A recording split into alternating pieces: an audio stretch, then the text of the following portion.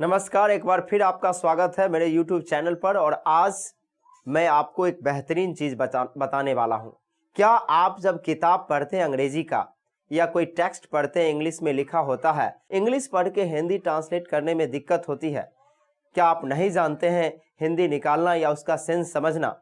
तो बिना ग्रामर या बिना शब्दों का ज्ञान रहते भी आप आसानी से कुछ तरीके से किसी भी वाक्य का हिंदी निकाल सकते हैं। तो आपका पहला रूल रहा ये, सबसे पहले किसी भी वाक्य में सबसे पहले शब्द का हिंदी होता है, उसके बाद सब्जेक्ट का और फिर उल्टा चलता है। अब जैसे आप देख रहे हैं पहला सेंटेंस स्क्रीन पर इस प्रकार, ओवरऑल इंडिया प्लेड वेल। अब इसमें देखिए कि ओवरऑल वाक्य का पहला वर्ड है, इसका पहले हिंदी होगा कुल मिलाकर। सब्जेक्ट क्या है? कौन अच्छा खेला? भारत। तो इंडिया अच्छा खेला, तो इंडिया सब्जेक्ट है। तो ओवरऑल इंडिया, कुल मिलाकर भारत, और अंत में था वेल, अच्छा, और शब्द बचा प्लेड, खेला। तो कुल मिलाकर भारत अच्छा खेला। दूसरा रूल है आपका कि अगर सब्जेक्ट के तुरंत बाद कोई एडवर्ब ऑफ फ्रीक्वेंसी अर्थात समय को दिखाए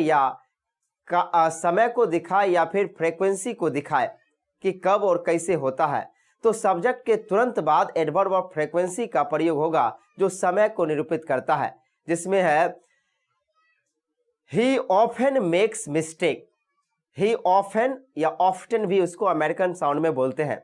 ही ऑफन मेक्स मिस्टेक में देखिए कि ही सब्जेक्ट है, तो पहले सब्जेक्ट का हिंदी हुआ आपके फ्रंट पर है ही ऑफन मेक्स मिस्टेक। तो ही सब्जेक्ट हुआ, सब्जेक्ट का हिंदी लेंगे, और ऑफन जो है वो फ्रीक्वेंसी है सब्जेक्ट के तुरंत बाद, तो उसका हिंदी लेंगे वह हमेशा। मेक्स मिस्टेक, अंत में आता मिस्टेक गलती, और मेक्स मतलब करना, तो वह हमेशा गलती करता है। अब आपका तीसरा नियम है, यदि किसी भी वाक्य की शुरुआत V4 2 + V1 having plus V3 या आफ्टर प्लस V4 या प्रीपोजिशन प्लस V4 के साथ हो, तब सबसे पहले पहला शब्द का नहीं बल्कि ऑब्जेक्ट का हिंदी होगा और फिर पूरे वाक्य का हिंदी बनेगा। अब लेते हैं telling him will be better. तो V4 से वाक्य शुरू है, आपके फ्रंट पर है, लिखेंगे telling him will be better. आप देख रहे हैं टेलिंग V4 के साथ शुरू है, जिसको जिरंड कह सकते हैं। तो ये जिरंड का काम करता हिम।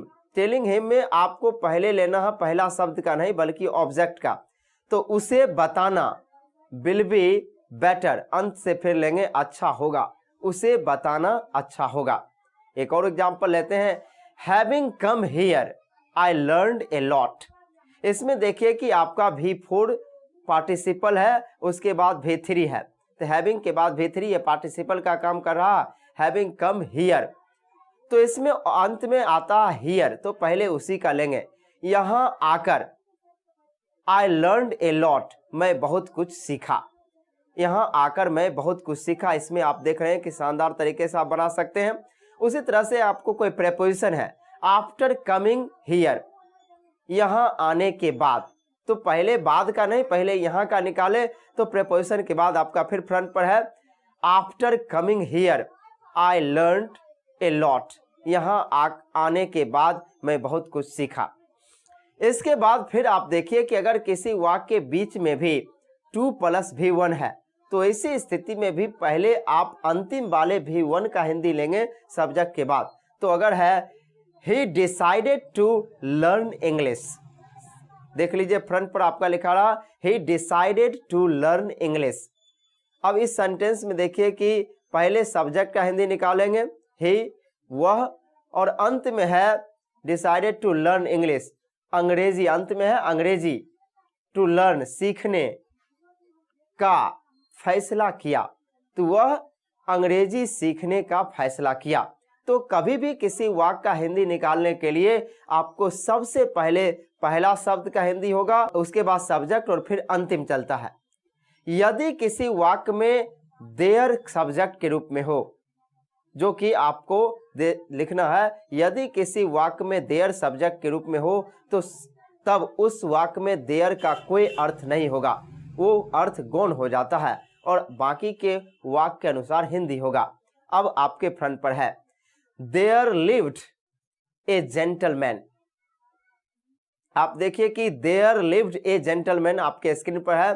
तो आप देयर लिव्ड ए जेंटलमैन, तो सबसे पहले आपको देयर का कोई अर्थ नहीं निकालना है। आपको अब कोई पहले ऑब्जेक्ट जिसका चर्चा हो उसका हिंदी लेना है। तो एक रईस जेंटलमैन भद्र आदमी रहता था, देयर का कोई अर्थ नहीं होगा। लेकिन अगर देयर का प्रयोग वाक्य के अंत में हो, जो अब देखेंगे, तब उसका अर्थ होगा वहां। There was a king there, अब अंत में है एक देयर, तो इसलिए लेंगे कि वहां एक राजा था। सबसे पहले अंतिम शब्द को लिए ए किंग देयर, तो वहां एक राजा था। पहला देयर का कोई अर्थ नहीं हुआ। अब आगे चलते हैं। नेक्स्ट रूल है कि यदि कोई दो वाक्य कंजंक्शन से जुड़ा हो तो सबसे पहले पहला वाक्य का हिंदी होगा, उसके बाद कंजंक्शन के बाद दूसरा वाक्य का हिंदी होगा। लेकिन दोनों वाक्य में पहले सब्जेक्ट का लेंगे और फिर उल्टा चलेगा। आपका स्क्रीन पर रहा ये वाक्य, I tried well but eventually I failed. अब यहां पर देखिए कि वाक्य है आई ट्राइड वेल, तो सबसे पहले सब्जेक्ट मैं और अंत में था अच्छा। ट्राइड मतलब कोशिश किया, मैं अच्छा कोशिश किया। बीच में कंजंक्शन है बट, लेकिन इवेंचुअली आखिरकार आई फेल्ड, मैं असफल हो गया। तो इस तरह से हम किसी भी वाक्य का हिंदी निकाल सकते हैं। अब इस तरह से आप समझ रहे हैं, और ये शुरुआत है। मैं यही कह सकता हूं कि चंद कदम तू और चल, बस रात अब जाने को है, जीतेगा हर बाजी तू, चील करे जे अंधेरे का और कर दे दीदार सवेरे का। अब नेक्स्ट आपको बतलाएंगे किसी भी हिंदी वाक्य से अंग्रेजी ट्रांसलेट करना बिना कोई ग्रामर या टेंस पढ़े आप कैसे ट्रांसलेट कर सकते हैं हिंदी से अंग्रेजी को। Thank you. आप अपडेट के लिए इस चैनल को देखते रहें और सब्सक्राइब जरूर करें।